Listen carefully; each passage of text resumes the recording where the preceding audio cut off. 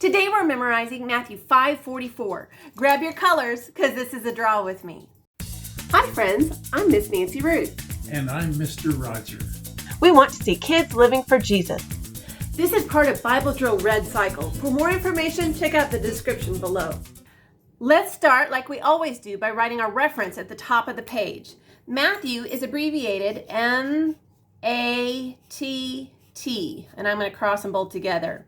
And then it's chapter 5, and then the colon, and then verse 44. Let's read this verse, the first part of this verse, and figure out what we're going to do. Matthew 5:44. But I tell you, love your enemies. Does that mean we need to be best friends with our enemies? No, but it does mean that we should be kind to them and show them love.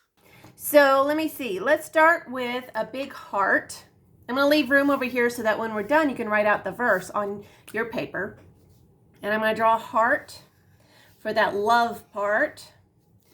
And then when I think of enemies, I think of people who are mad. So let's draw a mad face. We're going to draw a circle. Then we're going to draw some circle eyes and a frowny face. And to make sure we really know he's mad, we're going to put some eyebrows like this so we know he's really mad. Okay, so now I'm going to color this in. We're going to make him orange because I want everything to be in the warm color scheme. So we're going to have orange here and then a red or light red heart.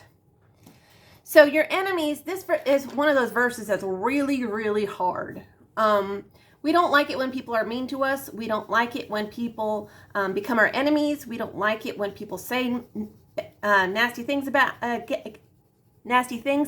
us, and we don't like it when people do nasty stuff to us. We don't like any of that. We don't like it when people work against us.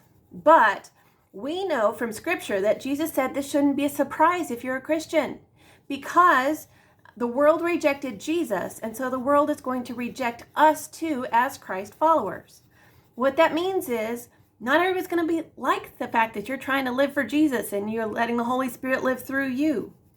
And they're going to try to get you to stop. They're going to try lots of different ways to do that. Making fun of you, maybe even doing worse things to you.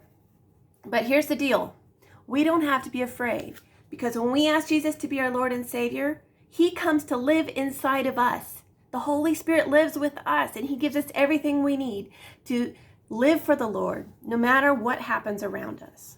And one of the ways that we can make sure our heart stays right and we don't start fostering some negative thoughts about these people is to pray for them. And that's one of the things that God tells us to do, like in this verse. So let's read the whole verse together and then we'll keep going with our drawing. It says, Matthew 5:44.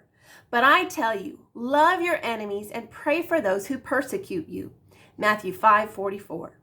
So next it says to pray. Let's draw someone praying in this picture. And you can get as fancy or as not fancy as you like. If you want to draw a stick image, it's pretty simple. What you do is a circle for the head, and then you draw the torso, and then say he's kneeling. So we're going to go like this, and we're going to give him 2 legs, and then we're going to give praying hands like this. And that's a great way to do a stick figure. Or you can get a little fancier and fill it in a little more. That's what I'm going to do. I'm going to fill in the head, make it a little bigger, and we're going to have a neck here. Give him a little nose, so he's looking down. And then see, I want some praying hands up here. This is kind of like he's in shadow. And then his back, or her back. You could make it, add a ponytail and make it a girl if you wanted to, or whatever you wanted to do, add long hair.